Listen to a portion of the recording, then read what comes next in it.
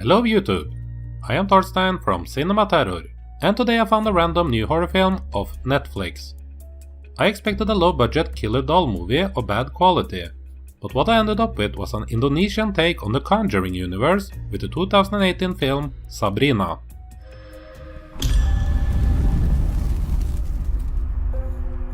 In Sabrina we meet a family of three, the couple Mayra and Aiden, and their little adopted girl Fanya. She's Aiden's niece, and they took her in after Fanya's mother sadly passed away. Mayra and Aiden are trying their best to be there for her and do whatever they can to make her find joy in her life. Since Aiden works for a big toy company, he brings Fanya a special doll for her birthday. While still trying to cope with the loss of her mother, Fanya is told by a friend at school that he knows a game where he can contact and communicate with the dead. Fanya gets curious and tries out this game at home to contact her dead mother, and while she at first believes she succeeded, it will turn out that the entity she got in touch with is not her mother, but in fact an evil demon.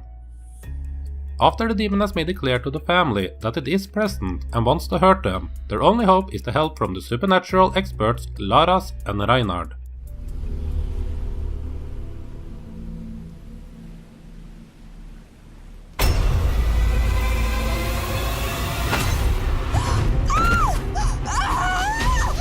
So, it turned out that Sabrina is actually a spin-off from two previous films called The Doll and The Doll 2. Lucky for me, there was no need to see the two previous films to understand what was going on in Sabrina. But I did notice that there were scenes in the film that seemed to reference stuff that had happened before the events that took place here. And after seeing this film, I did become a bit curious about the two previous entries. Sabrina is not the easiest film to do a review of, as it is very uneven in quality. It goes from being effective as a horror film to being too silly to take serious.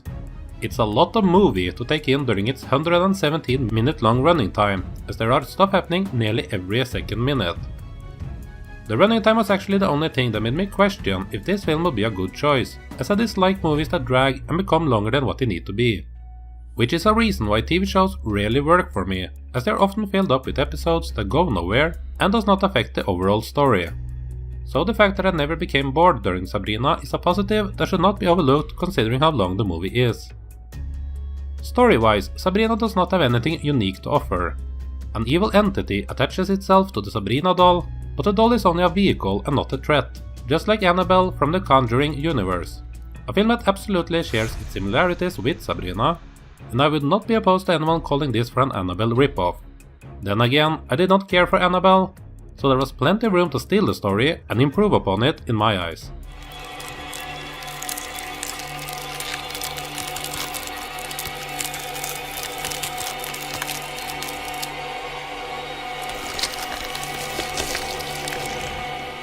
The doll itself is hilariously weird. Who the hell would want a doll like this in their home or give it to their children? It's clearly made to look sinister, and I was a bit disappointed that it didn't do that much, other than suddenly pop up in places where it wasn't supposed to be, and also that it could only move its eyes, something it did several times to little fanfare from me.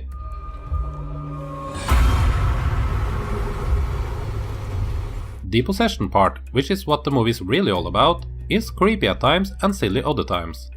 Whenever the demon gets inside a human being, the human grows or puts on a fake nose to look witchy for some reason. It's hard not to laugh when you see it. There is a part in the middle of the film where it nearly turns out to be a slasher, with the possessed person running around stabbing people left and right. It's all very weird, in mostly a fun and entertaining way, and I do appreciate that the filmmakers try their best to make sure that Sabrina becomes an entertaining ride. The acting, like the rest of the film, is also a bit on and off. There are some absolutely cringe-worthy melodramatic overacting in some scenes, while in others they are able to portray their respectively personas more realistic. It might come off as a bit too over the top for most, but as someone who is not unfamiliar with movies from all parts of the world, it never went so overboard that it became an annoyance to me.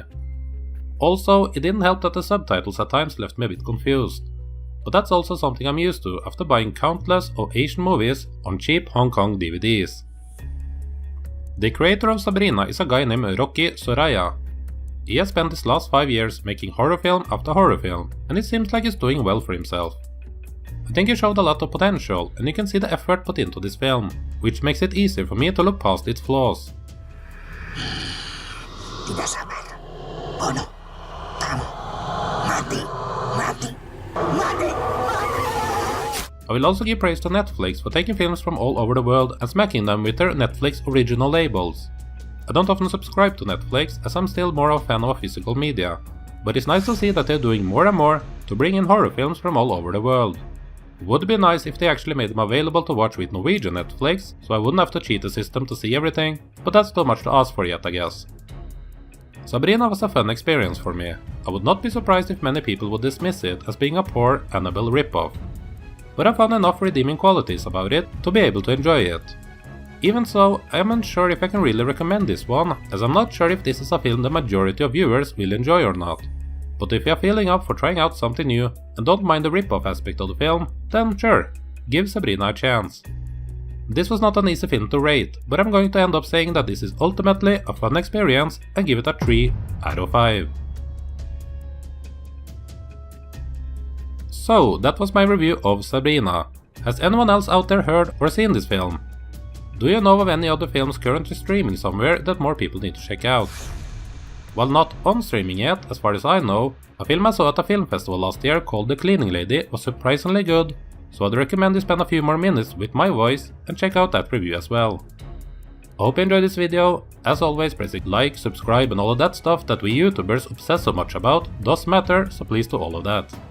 Until next time, I am Torstein from Cinema Terror, signing off.